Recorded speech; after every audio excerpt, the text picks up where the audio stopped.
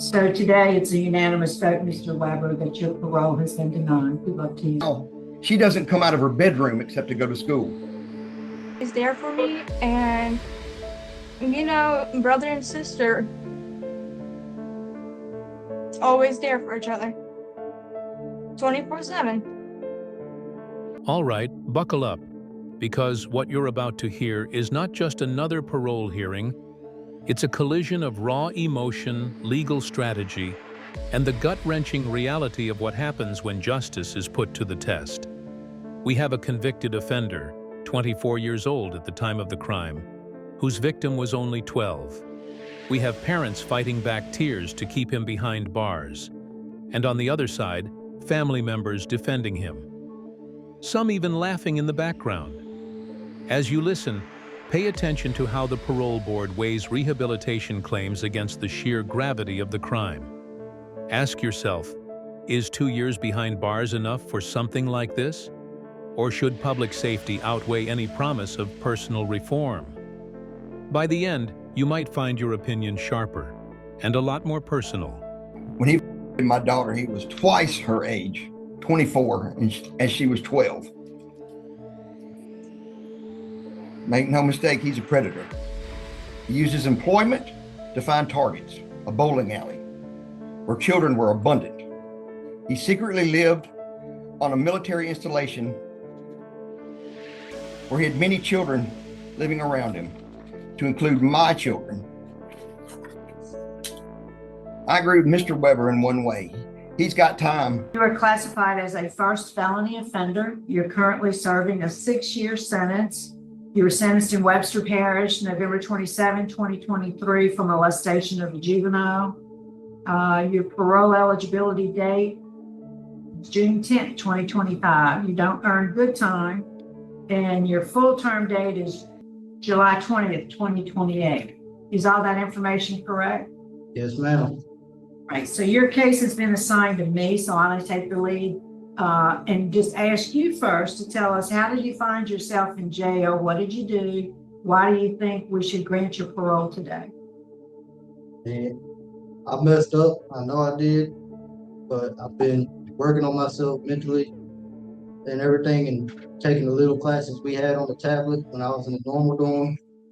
But I'm also a trustee, and I work in the kitchen and help provide and do what I can do for everybody here. So what's the programs you've been? You say you're taking some programs. I did.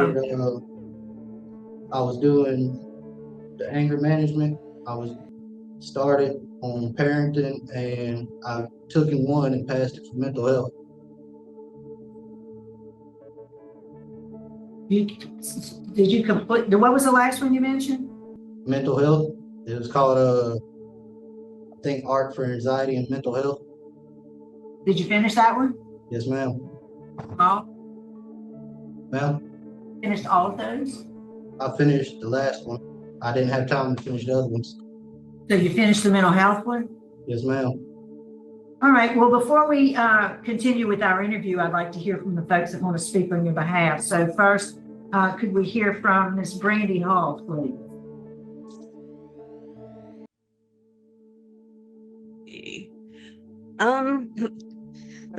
I'm his mom. I've been there a lot for him throughout all of this. When he needs someone to vent to, talk to, call, I'm the one he calls. I help him work through a lot of his situations, like when he's stressed and just things like that, dealing with what he's dealing with right now. I've been kind of myself, his dad, brother, sister, we've all been there for him. We've helped find him a job for him to start when he comes home. It's just he has a little girl he hasn't got to meet. She was born in December. She'll be 3 this December. he's seen pictures of her and video chatted, but that's really the extent of him actually getting to know his daughter.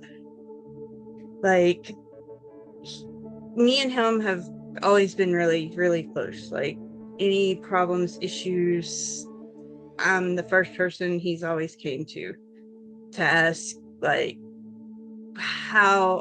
what I think, how he should handle this or that, or like if he thinks he can't handle something, he'll come to me and just like, this is what's going on. What am I supposed to do? Like, how do I handle this? Like, or ask me like if certain things are happening, like, how do I tell somebody this without upsetting them, or how do I handle these types of things? And it's hard on all of us with him not being home.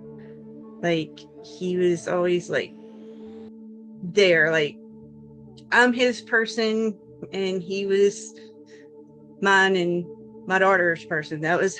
He's her best friend, like her best friend. And it's been really, really, really hard on her, really hard. It's Okay. just like, From her, Fallon, is that you? yes. Yes, ma'am. What would you like to say? I would like to say that I've always been here for him, and that, like, I always looked up for him, that he was always basically I'm gonna say, how do you put it? How do you put that word? Which word, baby girl? Basically, I looked up like Mentor type. like mentor. Is that how you say it? Yeah. Mentor, type of person. I always looked up to him, and he was always there for me. And brother and sister,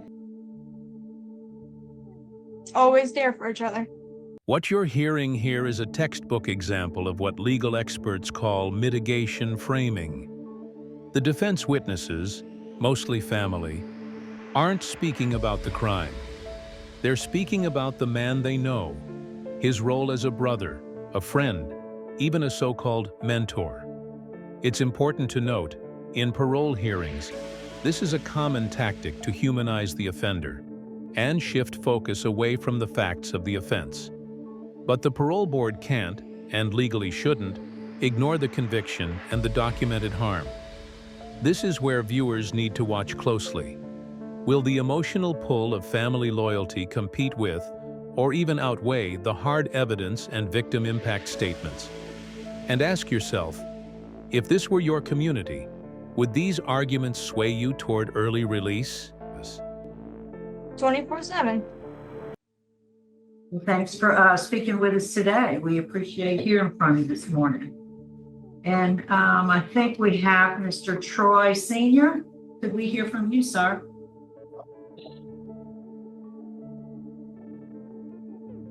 Yes, hello. Hello. Go ahead, sir.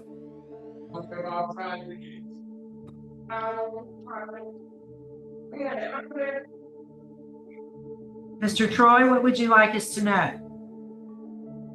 I mean, I try to be there as much as I can for him.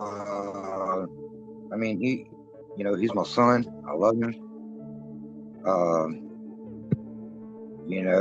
Him and his mother are real close. I've always been a very busy man working out of state and trying to support my family and everything. And, him and his mother are really close. Me and him do discuss and talk about things. I know about a lot of his anger issues and, his mental issues and things like that. And, I try to guide him and comfort him and, show him the right and wrong ways to go about things and actions to take and stuff. But it's just you know, everybody being human make bad decisions and wrong decisions. It's just part of life, something that somebody needs to experience, to learn, and to grow from. And I feel that, he is growing mentally and physical. And I feel that, he has opportunity and chance to better himself and become a decent person.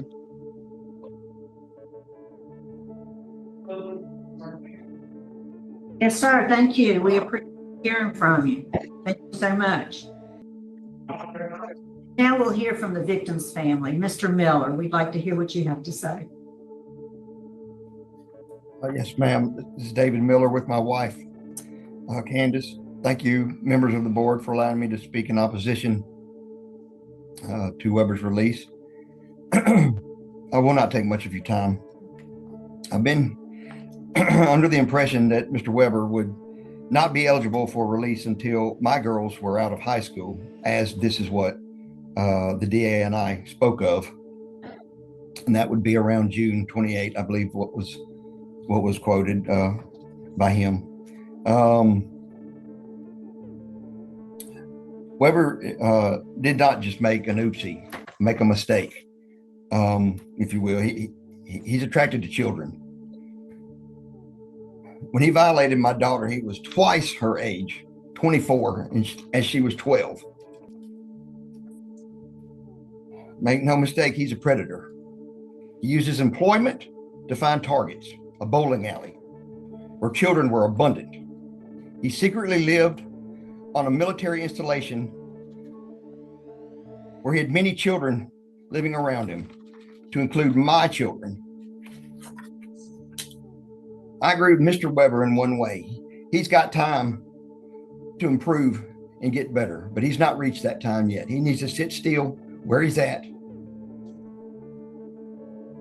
for a number more years.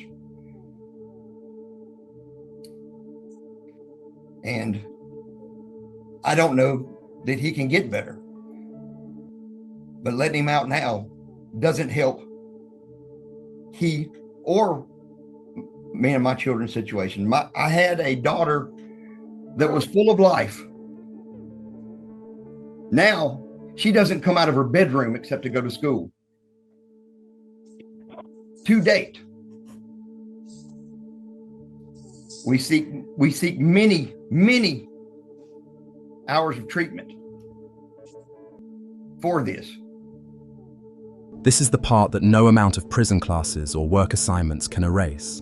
The father's words cut deeper than any cross-examination. A daughter once full of life, now barely leaving her room. This is the lasting impact of the crime, the real-life sentence carried not by the offender, but by the victim and her family. In parole hearings, victim impact statements hold legal weight, but their true force is emotional. They put the board face to face with the consequences. And here's the hard truth. No program certificate can guarantee she'll ever feel safe again. For you watching, would you vote for release after hearing this? Pending your questions or my wife's comments, I'm set. Yes, sir. Miss Candace, is there anything you want to say? I agree with my husband 100%. I don't think he's ready to come out. It has ruined my family, and it has ruined my daughter, my 12-year-old daughter, who was on every sports team. She ran multiple events in track, softball, homecoming court, wanted to stay, hang out with friends. She doesn't leave her room. She's scared to stay the night with people anymore.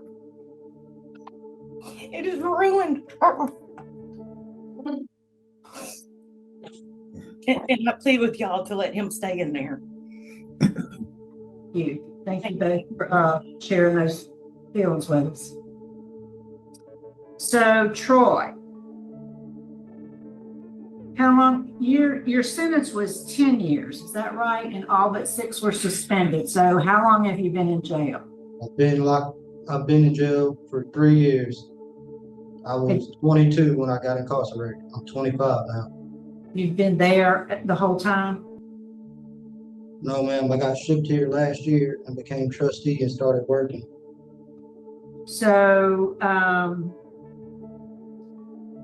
you were at Bayou Dorcheat. You're now at Bayou Correctional, right? Yes, ma'am. I'm at Did you- Bayou Corrections. Sex treatment?